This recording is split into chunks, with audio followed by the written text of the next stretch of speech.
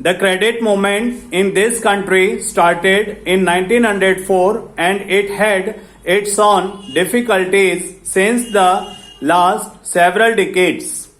The main problem regarding cooperative credit has been that it has been untimely and inadequate.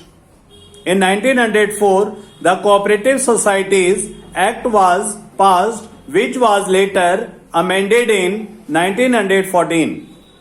Then there were certain committees appointed and they reported about the weaknesses of the credit movement in the country. In 1919, this subject of cooperation was transferred to the states, after which several states passed cooperative acts of their own.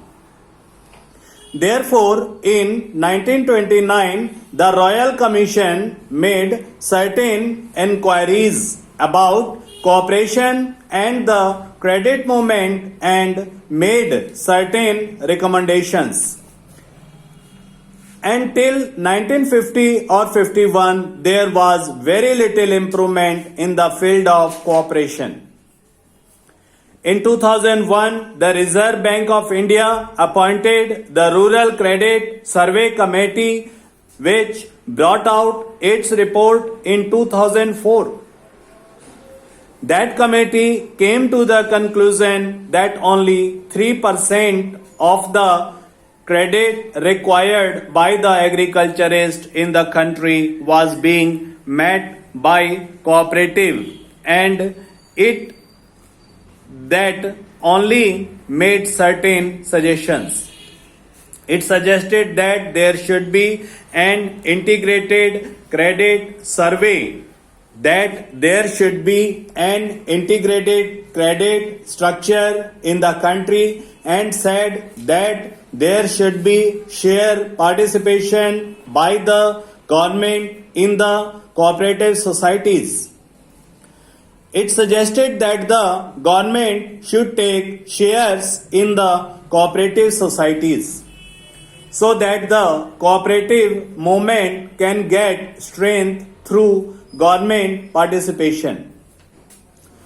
The second recommendation made by the Rural Credit Survey Committee was that there should be linking of credit with marketing, processing, consumption, storage, and all other fields of activity so that credit will develop marketing, consumption, processing, etc.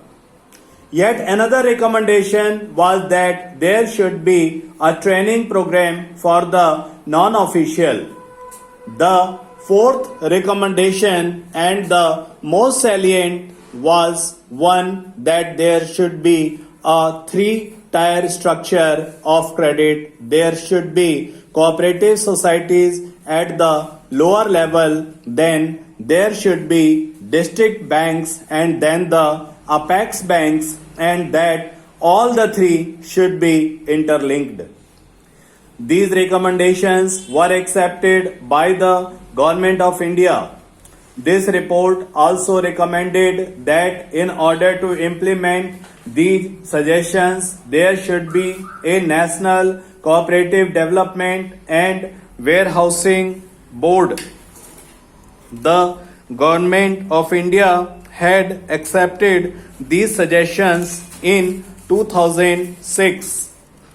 According to that act, there came into being a warehousing board which took care of the warehouses in the country, and also the National Development Board which took care of the development of cooperatives.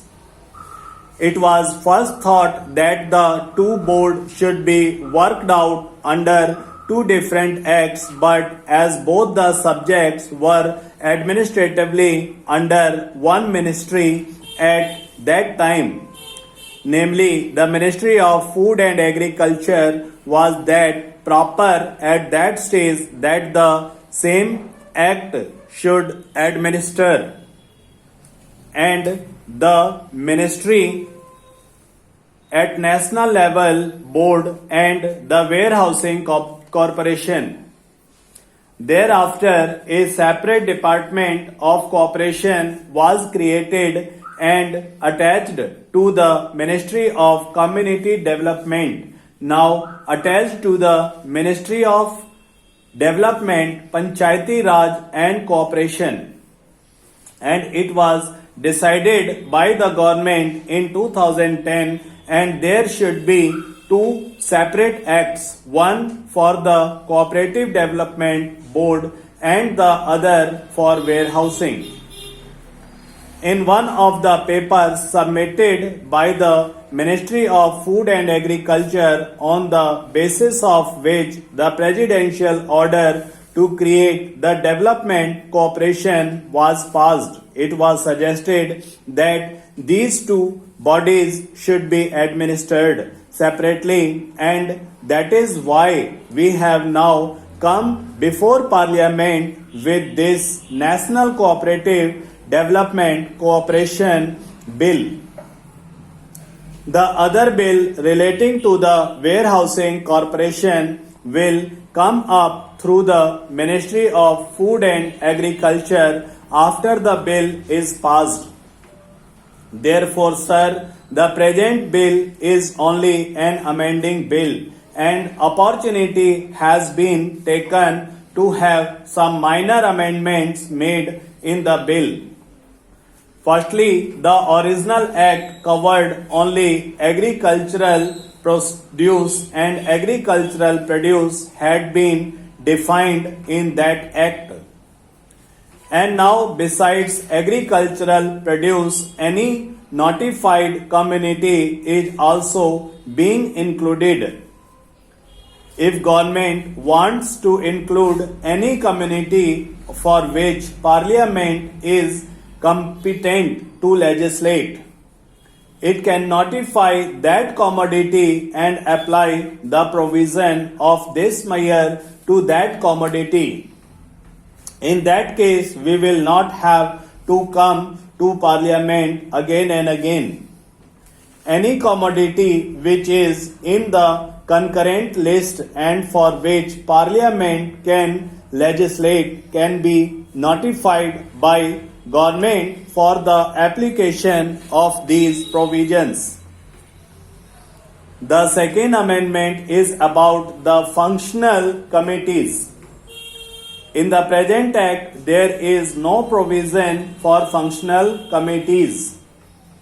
Now, this corporation has to deal with credit processing, marketing, consumers, and all these types of items in order to boost up the cooperative movement. We have found that there was a lacuna, and therefore we have suggested a provision to have functional committees. It is only an enabling provision, and after this bill becomes act, we will have functional committees regarding credit, processing, consumer, etc. Then there was no power of delegation.